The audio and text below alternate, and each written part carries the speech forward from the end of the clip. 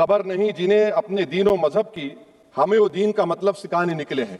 कोई गुल बाकी रहेगा ना चमन रह जाएगा, पर रसूलुल्लाह का दीन हसन रह जाएगा। तो उनकी कौमियत क्या थी कि भारत जिंदाबाद, हिंदू मुसलमान जिंदाबाद, दलित जिंदाबाद, ईसाई जिंदाबाद, आदिवासी जिंदाबाद, जो किसी खुदा को नहीं मानते वो भी जिंदाबाद। मैं जानता हूं कि आजादी के लड़ाई में वंदे मातरम का नारा था, मगर अगर आप इसको जबर करेंगे तो ये संविधान के खिलाफ है। वफादारी का सर्टिफिकेट हमसे मत लीजिए, मैडम खत्म कर रहा हूं, वफादारी का सर्टिफिकेट हमसे मत लीजिए। फिर से मुस्लिम तुष्टीकरण के नाम पर भारतीय मुसलमानों को कटघरे में खड़े करने की कोशिश की जा रही है। हम भारतीय मुसलमान इंडियंस बाय चॉइस हैं, बाय चांस नहीं। कि सारे जहां से अच्छा हिंदुस्तान हमारा, हम बुलबुले हैं इसके, ये गुलसिता हमारा, मजहब नहीं सिखाता आपस में बैर रखना, हिंदी है हम, पता नहीं हिंदुस्तान हमारा। आप वंदे मातरम को नेशनल सॉन्ग मानते हैं, हम सब मानते हैं, आप गाते हैं, हम नहीं गा सकते हैं। इसकी एक वजह है, वंदे मातरम का जब मसला पेश आता है, जब यह कहा जाता है कि आपको ये जबरदस्ती गाना पड़ेगा, बात जबरदस्ती की है, बात जबरदस्ती की है, बात किसी और चीज की नहीं है। अब सब्र करो, सुबह से इतने लोग बोलते आ रहे हैं तो जवाब सुनने का भी मादा रखा करो। मैं सलाम पेश करता हूं उस धरती को जिसने मुझे जन्म तो दिया, लेकिन 6.5 साल से मैं उसकी एक झलक देखने को तरस रहा हूं। बहुत बहुत शुक्रिया आपका कि आपने एक अहम मौजू पर मुझे बोलने का मौका इनायत फरमाया। और बड़े अफसोस की बात है कि बड़ी धूमधाम से हुकूमत की तरफ से इस बात को रखा गया, मगर 30 से ज़्यादा MP यहाँ पर मौजूद नहीं है। मैडम, पहले तो मैं वज़ीर आज़म की इस बात की मजम्मत करता हूँ और उनको बताना चाहूँगा कि जिना के बारे में उन्होंने जो कहा था, हम तो जिना के सख्त मुखालिफ है, इसलिए भारत को अपना वतन माने, मगर 42 में आपके प्यारे वीर और जिना की पार्टी ने नॉर्थ वेस्ट फ्रंटियर, सिंध और बंगाल में मिलकर हुकूमत चलाई और उस हुकूमत ने 1.5 लाख हिंदू और मुसलमानों को अंग्रेजों की फौज में शामिल कराया ताकि वो लड़े। तो किसी शायर ने अच्छा कहा था वजीर आजम के बारे में कि फरेब देकर जमाने को पारसा ना बनिए, इन्हें कहो कि वो बंदा बने खुदा ना बने, अमीर शहर यही चाहता या हजरत कि हमारी चीख गले में रहे सदा ना बने। दूसरी बात मैडम, हमारे वजीर दिफा जनाब राजनाथ सिंह साहब ने बड़ा ही अजीब व गरीब और तकलीफ दे बात कही उम्मुल मोमिनीन के बारे में और उम्मुल किताब के बारे में। उम्मुल मोमिनीन उनको कहते हैं जो हमारे प्रॉफिट मोहम्मद सल्लल्लाहु अलैहि वसल्लम की वाइफ हैं, वो हम तमाम मुसलमानों की माँ, हम उनको तस्वुर करते हैं, मगर हम उनकी इबादत नहीं करते, हम अपनी माँ की इबादत नहीं करते। उम्मुल किताब कुरान है, हम कुरान की इबादत नहीं करते, कुरान अल्लाह का बिजावा कलाम है। तो उसके बारे में भी शायर ने अच्छा कहा कि खबर नहीं जिन्हें अपने दीन और मजहब की, हमें वो दीन का मतलब सिखाने निकले हैं। अहम बात यह है कि मैडम, हमारे मुल्क का आइन का इस लफ्ज से आगाज होता है वी द पीपल। इसका आगाज भारत माता के नाम से नहीं होता है। हमारे संविधान का जो प्रियम्बल है वो क्या कहता है? Liberty of thought, expression, belief, faith and worship. अगर दस्तूर का ये पहला सफा ये बात करता है तो फिर कैसे किसी शहरी को किसी खुदा, देवी, देवता की इबादत करने पर या सजदा करने पर मजबूर किया जा सकता है? आप ही की पार्टी से आज की जो बातें हुई है इसी कब हो रही हैं। हमारे कॉन्स्टिट्यूंट असेंबली में मैडम एक मोहतरमा थी रोहिणी कुमार चौधरी ने एक तजवीज दी थी कि प्रियम्बल में किसी देवी के नाम से शुरू हो। उन्होंने खास तौर से वंदे मातरम का जिक्र किया, मगर उसको कबूल नहीं किया गया। फिर KV कामत साहब ने एक तजवीज दी कि इट्स सिटीजन्स को बदलकर हर सिटीजन्स किया जाए और खुदा के नाम से शुरू किया जाए, वो तरमीम को मुस्तरद कर दिया गया। हमारे संविधान का उसूल यह है कि भारत क्या है, उसकी अवाम है, अवामी कानून की मुसन्निफ है, अवाम की मर्जी से सबसे बालातर है, अवामी हाकिम है। मुल्क किसी खुदा, देवी, देवता, मजहबी इलामत के नाम से नहीं चलता, ना मुल्क किसी एक मजहब की मिल्कियत है। इसीलिए बाबा साहब अम्बेडकर ने क्या कहा था, उन्होंने मदर इंडिया के नजरिए को मुस्तरद किया। बाबा साहब ने एक नई इस्तिलाह वजह कर दी और कहा कि भैक्षित भारत, ये बाबा साहब अम्बेडकर ने कहा। अब मैडम, अगर मजहबी आजादी इस आइन का बुनियादी उसूल है तो सवाल ये पैदा होता है कि उस वक्त हमारे जो कॉन्स्टिट्यूंट असेंबली के प्रेसिडेंट थे जनाब राजेंद्र प्रसाद साहब ने किस बुनियाद पर वंदे मातरम को कौमी तराना करार दिया? ना तो कोई सेक्यूलर रेजोल्यूशन है इसके बारे में। मैडम, मैं आपको बताना चाहूंगा कि जुडिशरी क्या कहती है। बीजू इमैनुअल केस है 1986 का, जिसमें जिहोवा विटनेस ने कहा कि मैं नेशनल एंथम के वक्त खड़े रहूंगी, पढ़ूंगी नहीं। सुप्रीम कोर्ट ने कहा कि उसने कोई गुनाह नहीं किया। वहीं एक 2017 का केस है अश्विनी उपाध्याय का केस सुप्रीम कोर्ट का, उन्हें कहा गाइडलाइंस दिए जाएं वंदे मातरम पर, सुप्रीम कोर्ट ने नहीं कह दिया। फिर आप आ जाइए madam, prevention of insult act national 1971, इसमें नेशनल सॉन्ग नहीं है, सिर्फ नेशनल एम्बलम और आपका नेशनल एंथम है। फिर आप आ जाइए 40th अमेंडमेंट आर्टिकल 51A 76 में पास हुआ, उसमें भी इसका कोई जिक्र नहीं है। मैडम मैं आपके सामने बताना चाहूंगा कि हमारा भारत एक इसका मजमुआ क्या है, इसमें हिंदू है, मुसलमान है, सिख है, ईसाई है, जैन है, एथिस्ट है, मेहनतकश है, किसान, गरीब, मजलूम और दलित है।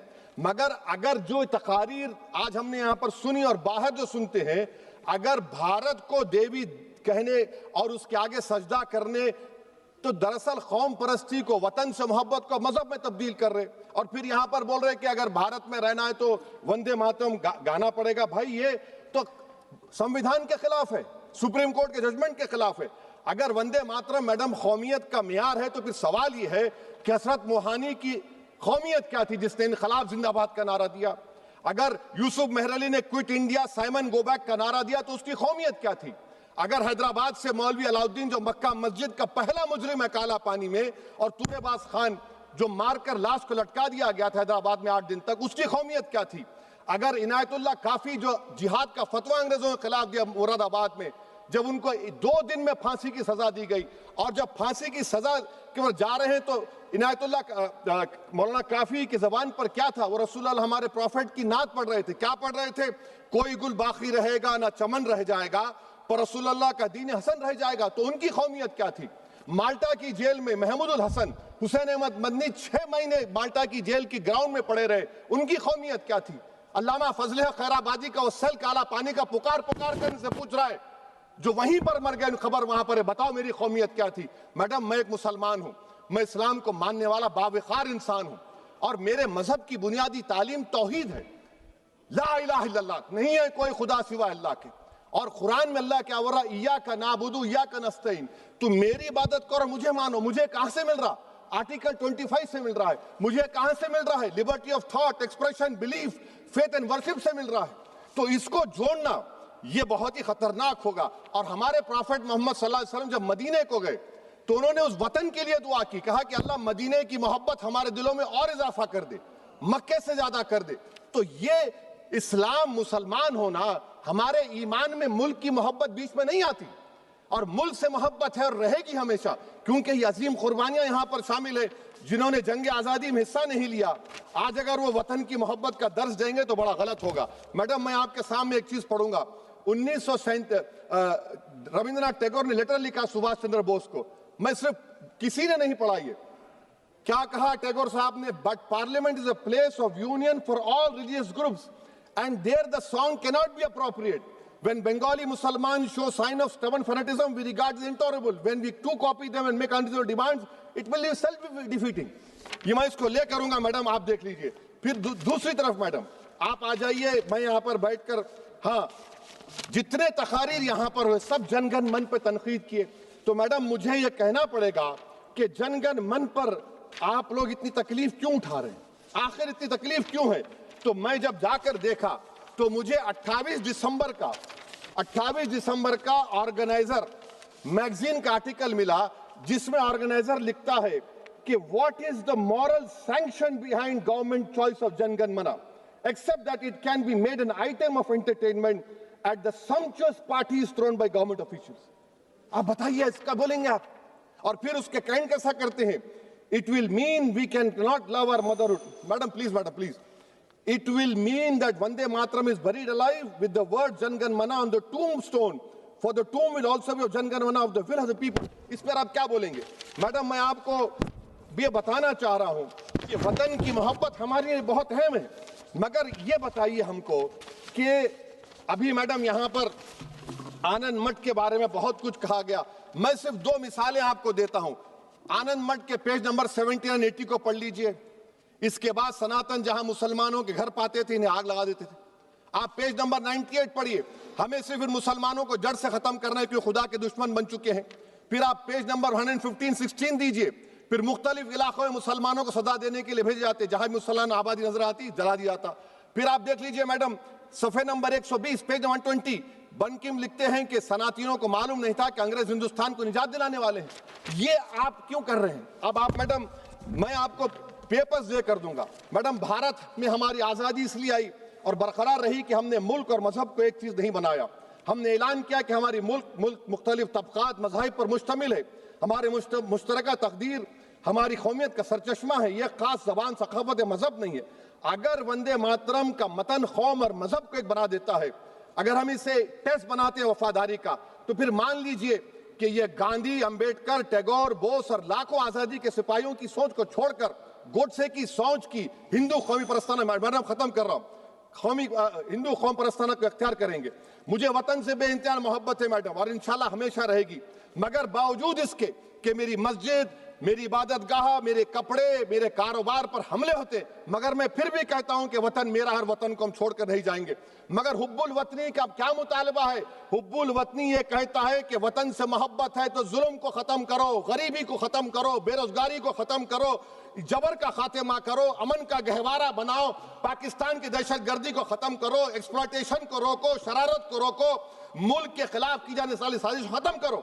मैडम, भारत एक चमन है जहां पर हर फूल को खिलना चाहिए, और अगर कोई इस फूल के, अगर पूरे फूल खिलेंगे तो उसकी खुशबू से ये वतन मौतर होगा। मगर अगर इस चमन का माली ये कहेगा कि एक ही फूल खिलेगा, तो मैं जिम्मेदारी के साथ कह रहा हूं, अगर एक ही फूल खिलेगा तो वो सहरा बन जाएगा और माली माली नहीं रहेगा, वो जल्लाद कहलाएगा। तो इसीलिए मैडम, हम उम्मीद करते हैं कि हुकूमत इस पर जोर जबर ना करे।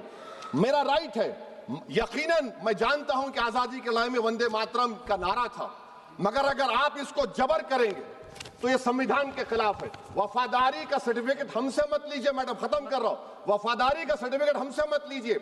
आपके बुजुर्गों के कोई एक किताब में लिख के क्या लिखा है बता दीजिए, कहां पर क्या लिखा हुआ है। तो मैं मैडम, मैं इस शेर पर अपनी बात को खत्म कर रहा हूं मैडम, मैं इस शेर पर अपनी बात को खत्म कर रहा हूं मैडम, मैं अपनी बात को खत्म कर देता हूं मैडम, क्योंकि आप बहुत जल्दी में हैं।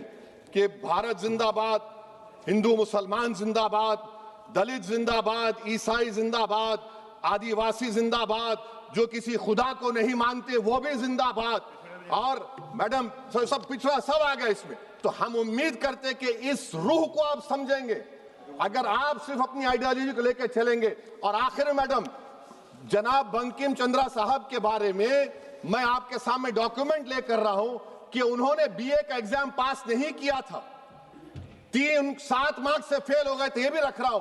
तो आप जिसको लिटरेरी जायंट बता रहे, ये नहीं है। बहुत बहुत शुक्रिया। धन्यवाद सभापति महोदया। मैं इस सदन का ध्यान। धन्यवाद अध्यक्ष महोदया। आज हमारे राष्ट्रगीत के 150 वर्ष पूरे होने पर हो रही महत्वपूर्ण चर्चा में गर्व के साथ एक भारतीय होने के नाते मैं अपने विचार रखना चाहती हूँ। सदन में इतिहास को तोड़ मरोड़ कर पेश करके फिर से मुस्लिम तुष्टीकरण के नाम पर भारतीय मुसलमानों को कटघरे में खड़े करने की कोशिश की जा रही है। लेकिन मैं सदन में बताना चाहूँगी कि हम भारतीय मुसलमान जिन्ना के आह्वान को ठुकराकर अपने इस प्यारे वतन की मिट्टी के साथ मजबूती से जुड़े रहे। हमने महात्मा गांधी, बाबा साहब डॉक्टर भीमराव अंबेडकर, रविंद्रनाथ टैगोर जी, सुभाष चंद्र बोस जी, मौलाना अबुल कलाम आज़ाद, अशफाक उल्लाह खां साहब के विचारों को अपनाया। हम भारतीय मुसलमान इंडियंस बाय चॉइस हैं, बाय चांस नहीं। वंदे मातरम के किन छंदों को राष्ट्रगीत के तौर पर अपनाया जाए, यह फैसला सर रविंद्रनाथ टैगोर और सुभाष चंद्र बोस जी जैसे नेताओं के परामर्श के बाद हुआ। क्या अब हम उन महान नायकों की समझ पर प्रश्न चिन्ह उठाएंगे? उन्हें देश को बांटने वाला और तुष्टीकरण करने वाला कहने का पाप करेंगे? उन महान हस्तियों ने वंदे मातरम के उन छंदों को अपनाया जिन्होंने देश के हर वर्ग, हर धर्म के मानने वालों को एक सूत्र में पिरोने का काम किया। और मैं एक घटना आप लोगों के सामने रखना चाहती हूँ। वर्ष 1998 में उत्तर प्रदेश सरकार के मंत्री रविंदर शुक्ला जी ने स्कूलों में राष्ट्रगीत को गाना अनिवार्य कर दिया था, लेकिन तब के तत्कालीन प्रधानमंत्री अटल बिहारी वाजपेयी जी ने, जो उस समय लखनऊ के दौरे पर थे, उत्तर प्रदेश सरकार के इस फैसले पर नाराजगी जताई और यूपी सरकार ने राष्ट्रगीत को अनिवार्य करने वाले मंत्री को बर्खास्त कर दिया था। अब मैं सत्ता पक्ष से सवाल करना चाहूंगी,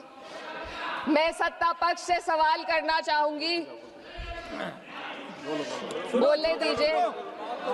मैं सत्ता पक्ष से सवाल करना चाहूंगी कि जो विजन आजादी के समय के लोगों का था राष्ट्रगीत को स्वेच्छा पर छोड़ने का, उसी का अनुसरण माननीय अटल बिहारी वाजपेयी जी ने किया, तो क्या वह भी मुस्लिम तुष्टीकरण कर रहे थे? जी नहीं, अटल बिहारी वाजपेयी जी राजधर्म निभा रहे थे। देश में सब धर्मों को एक साथ लाना, सबके जज्बात का एहसास करना ही सबसे बड़ा राष्ट्रवाद है। माननीय अध्यक्ष महोदय, आज हमें वंदे मातरम के असली भाव को समझना जरूरी है। यह गीत तो देश के जल, जंगल, जमीन, हरियाली और निर्मल हवा की वंदना को समर्पित है। यह भारत की जन जन की मंगल कामना करता है कि भारत का हर नागरिक स्वस्थ रहे, सुरक्षित रहे और सम्मान के साथ जी सके। सुजलाम सुफलाम का अर्थ है, सुनिए, ऐसा देश जहां स्वच्छ और पर्याप्त जल हो, जहां नदियां जिंदा हो, बहती हो, जीवन देती हो। अध्यक्ष महोदय, लेकिन अब जरा यमुना का हाल देखिए। दिल्ली प्रदूषण नियंत्रण समिति की 2025 की रिपोर्ट बताती है कि यमुना के कई हिस्सों में बीओडी स्तर 127 mg पर लीटर है तक पहुंच चुका है, जबकि किसी जीवित नदी के लिए ये 3 mg पर लीटर से कम होना चाहिए। ये सिर्फ नदी का संकट नहीं है, ये किसान का संकट है। नमामि गंगे के नाम पर हजारों करोड़ रुपए खर्च हो गए, लेकिन सच्चाई ये है कि आज भी गंगा और यमुना के किनारे किसान मजबूरी में उसी जहरीली पानी से खेती कर रहा है। वही जहर अनाज में उतरता है और वही जहर किसान की जिंदगी को धीरे धीरे खत्म कर देता है। अध्यक्ष महोदय, जब पानी जहर हो जाएगा तो सुजलाम कैसे होगा? जब किसान बर्बाद होगा तो सुफलाम कैसे होगा? मलयज शीतलम, मलय का अर्थ है मलय पर्वत से बहने वाली ठंडी सुगंधित चंदन जैसी हवा जो जीवन देती है, बीमारी नहीं। आज मैं इस सदन से पूछना चाहती हूँ, क्या आज के भारत की हवा मलयज शीतलम है? नहीं अध्यक्ष जी, बस संसद से बाहर कदम रखिए, एक गहरी सांस लीजिए। ये चंदन की महक नहीं, ये जहर है जो आपके हमारे फेफड़ों में उतर रहा है। दुनिया के 20 सबसे प्रदूषित शहरों में से 13 भारत में है। दिल्ली की हवा में सांस लेना मानो रोज 20 सिगरेट पीने जैसा हो। भारत हर साल सर्दियों में जहरीली हवा के प्रकोप में घिर जाता है। AQI गंभीर स्तर पर आ जाता है। ठंडी हवा का सपना अब gas chamber, ma'am 2 minutes, gas chamber की हकीकत बन चुका है। हम वो देश हैं जहां सरकार प्रकृति पर बने गीत का मान मर्दन तो करती है, पर उसी प्रकृति, जंगल, हवा, पेड़ को बचाने वाले कानूनों को धीरे धीरे खुद ही खत्म कर रही है। ये है आज के हमारे मलयज शीतलम की अफसोसजनक सच्चाई। अगर हम हवा को साफ नहीं कर पाए तो न सुजलाम बचेगा न सुफलाम बचेगा। माननीय अध्यक्ष महोदय, सस्य श्यामलम का अर्थ है ऐसा देश जहां उपजाऊ जमीन हो, जहां खेत फसल से भरे हो और किसान कर्ज और निराशा में न डूबा हो। आज किसान सिर्फ मौसम से नहीं लड़ रहा, वह प्रदूषण, नीतियों की बेरुखी और सिस्टम की नाइंसाफी से लड़ रहा है। एक तरफ कॉर्पोरेट के लोन माफ होते हैं, दूसरी तरफ किसान को उसकी वाजिब MSP भी नहीं मिल पाती है। आप ग्लोबल सुपर पावर बनने की बात करते हैं, लेकिन हमारी पर कैपिटा इनकम दुनिया में 136वें नंबर पर है। हम अपने छोटे पड़ोसी देश से भी पीछे हैं। हमारे लोग $2,500 तक भी नहीं कमा पा रहे एक साल में, और जिन अरबपतियों की ये रक्षा करते हैं वो इतना पैसा 1 सेकंड में कमा लेते हैं।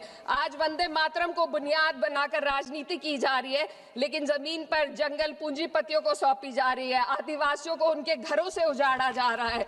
मातरम में जो मात्रा माता है वह सिर्फ मातृभूमि की वंदना नहीं, वे इस धरती की हर नारी, वे इस देश की हर बेटी, हर महिला के सम्मान की बात भी करता है। लेकिन आंकड़े अगर आप देखेंगे, NCRB की हाल की रिपोर्ट के अनुसार, मैम जसवंत के अनुसार देश में हर वर्ष लगभग 30,000 से अधिक बलात्कार हो रहे हैं, यानी एक दिन में 80 से अधिक महिलाएं यौन हिंसा का शिकार होती हैं और ये सिर्फ दर्ज मामले हैं। जब जम्मू कश्मीर की एक बच्ची हिंसक अत्याचार का शिकार होती है, जब सत्ता से जुड़े लोगों पर आरोप लगते हैं और कार्रवाई वर्षों लटक जाती है, जब उन्नाव की पीड़िता लखनऊ के दरबार में इंसाफ को लेकर अपनी जान देने पर आमादा होती है, जब बिल्किस बानो के अपराधियों का सरकार के लोग द्वारा स्वागत किया जाता है, तो ये घटनाएं वंदे मातरम की आत्मा पर चोट पहुंचाती है। मैं अध्यक्ष महोदया बस यही कहना चाहती हूँ अपनी बात को अंत में रखते हुए कि वंदे मातरम सिर्फ अतीत की ललकार नहीं, ये वर्तमान की जिम्मेदारी है, ये आत्म मंथन की घड़ी है। यही समय है कि हम वंदे मातरम को सिर्फ नारा नहीं, नीति और जिम्मेदारी बनाएं। और अपने जज्बात को मैं आलमा इकबाल साहब के तराना-ए हिंद के साथ इस सदन में रखना चाहती हूँ कि सारे जहां से अच्छा हिंदुस्तान हमारा, हम बुलबुले हैं इसके, ये गुलसिता हमारा, मजहब नहीं सिखाता आपस में बैर रखना, हिंदी है हम, वतन है हिंदुस्तान हमारा। श्रीमती लवली आनंद। हमने उनके साथ भी लड़ा है, आप जैसों के साथ अगर 1000 साल तक भी लड़ना पड़े हम लड़ेंगे, उसी गैरत से लड़ेंगे, उसी जज्बे। सदस्य श्री आगा राहुला मेदी जी।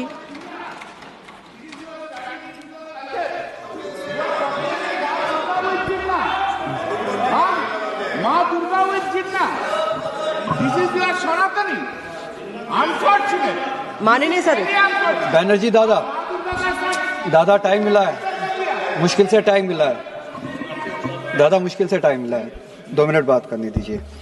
मैडम चेयरपर्सन, बहुत बहुत शुक्रिया इस डिबेट में हिस्सा लेने के लिए जो आपने टाइम दिया। नेशनल सॉन्ग वंदे मातरम पे डिस्कशन हो रहा है सुबह से, और मैं ये समझता हूँ कि इस मुल्क में इस नेशनल सॉन्ग के साथ किसी का ना एतराज़ है, ना कोई दो राय है, एहतराम है हर किसी का इस सॉन्ग को लेके। मगर मसला सिर्फ तब पेश आता है जब जो तकरीरें सुबह से इस तरफ से हुई, बीजेपी की तरफ से और लाइक माइंडेड जो इनकी पार्टीज़ है, जब ये कहा गया कि हिंदुस्तान में रहना है तो वंदे मातरम गाना है, ये कहा गया कि आप तभी इस मुल्क के बाशिंदे हो जब आप ये गाना गाओगे। आप वंदे मातरम को नेशनल सॉन्ग मानते हैं, हम सब मानते हैं, आप गाते हैं, हम नहीं गा सकते हैं, इसकी एक वजह है, और उस वजह की आज़ादी हमें इस मुल्क के आईन ने ही दी है। कभी कभार कुछ मामलों में 2 चीजों के दरमियान क्लैश होता है, एक नेशनल कॉन्सेप्ट और आपकी रिलीजियस फेथ, और ये यूनिवर्सल है, इटर्नल फैक्ट है, चाहे किसी भी मजहब से कोई भी वाबस्ता हो, मुसलमान हो, हिंदू हो, सिख हो, वो इटर्नल आइडेंटिटी अपने मजहबी अकीदों को मानता है, वो प्रायोरिटी अपने मजहबी अकीदों को देता है। मैं एक छोटी सी एग्जांपल दूंगा, इस मुल्क में सिटीजनशिप छोड़ने की तादाद लाखों में है पिछले कुछ सालों से, उसमें मेजॉरिटी हिंदू धर्म से वाबस्ता लोग हैं जिन्होंने दूसरे मुल्कों में सिटीजनशिप ली और इस मुल्क की सिटीजनशिप को वॉलंटियरली छोड़ा। मगर जब उन्होंने अपनी इस टेम्परेरी आइडेंटिटी को तब्दील किया, नेशनैलिटी को तब्दील किया, क्या उन्होंने अपनी रिलीजियस आइडेंटिटी को तब्दील किया? क्या वो हिंदू से किसी और मजहब में तब्दील हुए? नहीं, उन्होंने तब टेम्परेरी आइडेंटिटी को तब्दील किया, मगर इटर्नल आइडेंटिटी को उन्होंने थामे रखा, क्योंकि वो उनके लिए इटर्नल आइडेंटिटी है। मजहब, धर्म इटर्नल आइडेंटिटी है, इटर्नल बिलीफ है। हम कल सब चले जाएंगे इस दुनिया से, पासपोर्ट, आधार कार्ड यहीं पे छोड़ के चले जाएंगे। ये जब चले जाएंगे अपने साथ अपने धार्मिक काम जो काम किए हैं वो साथ में ले जाएंगे। पासपोर्ट और आधार कार्ड, नेशनैलिटी अपने साथ नहीं लेंगे। जब मैं इस दुनिया से चला जाऊंगा, पासपोर्ट, आधार कार्ड, ये टेम्परेरी आइडेंटिटी यहीं पे रह जाएगी। मेरी इटर्नल आइडेंटिटी, मेरी मजहबी आइडेंटिटी, मेरे मजहब के अकायद मेरे साथ चलेंगे, जिस तरह इनके साथ चले जाएंगे, वो इटर्नल आइडेंटिटी है। और जब ये क्लैश सामने आता है, तब हमें कॉन्स्टिट्यूशन ही ये आजादी देता है कि आपकी रिलीजियस फंडामेंटल जो फ्रीडम है, आप उस रिलीजियस फ्रीडम को इस मुल्क में कॉन्स्टिट्यूशन के हवाले से उस रिलीजियस फ्रीडम को एक्सरसाइज कर सकते हैं। और वंदे मातरम का जब मसला पेश आता है, जब यह कहा जाता है कि आपको ये जबरदस्ती गाना पड़ेगा, हम तब ये कहते हैं कि आप गाए, हम एहतराम देते हैं। नेशनल सॉन्ग है, हम उसका भी एहतराम करते हैं, उसमें दो राय नहीं है। आप गाए, हम एहतराम के लिए खड़े हो जाएंगे, मगर आप ये चाहेंगे कि हम भी गाए, मुमकिन ही नहीं है, हो ही नहीं सकता है। आप चाहेंगे, अब सब्र करो। सुबह से इतने लोग बोलते आ रहे हैं प्लीज चेयर को एड्रेस करें आप। तो जवाब सुनने का भी मादा रखा करो। आप गाइए, आप बोलिए नेशनल सॉन्ग है, कोई दो राय उसमें नहीं है, मगर हम पे थोपिए मत। कॉन्स्टिट्यूशन इस चीज की हमें आजादी देता है, और आप खुद कहते हैं कि वंदे मातरम गाने की ईजाद ही आजादी के लिए हुआ, बेशक हो। आजादी किस चीज के लिए? आजादी इस चीज के लिए, हिंदू के हिंदू होने की आजादी, और इसी तरह से मुसलमान के मुसलमान होने की आजादी, सिख के सिख होने की आजादी। और वो आजादी आप मुझसे छीन नहीं सकते हैं, किसी भी नाम पे नहीं छीन सकते, किसी भी दबाव में नहीं छीन सकते, किसी भी सिख से उसके मजहब की आजादी नहीं छीन सकते, किसी भी हिंदू से उसकी मजहब की आजादी नहीं छीन सकते, और किसी भी मुसलमान से उसके मुसलमान होने की आजादी नहीं छीन सकते। कोई भी दबाव मुझे मजबूर नहीं कर सकता है।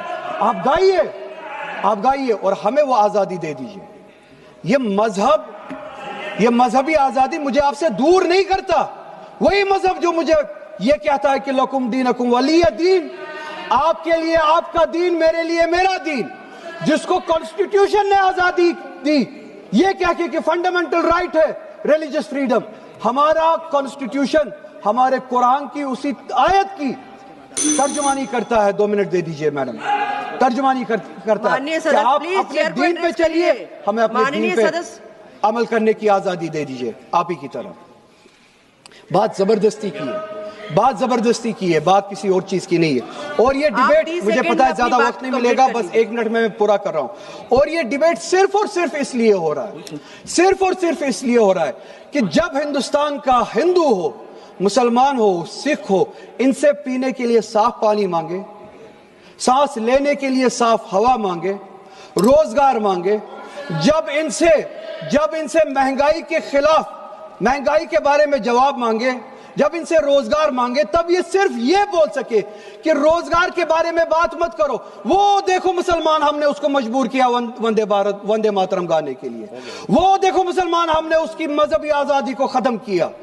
इस आड़ में, मुसलमान को दबाने की आड़ में आप अपनी नालायकी छुपाना चाहते हो और इस मुल्क में राज करना चाहते हो, उसकी कुर्बानी बनाना चाहते हो मुसलमान को। और मुसलमान इस बेगैरती का कुर्बान कभी होगा नहीं।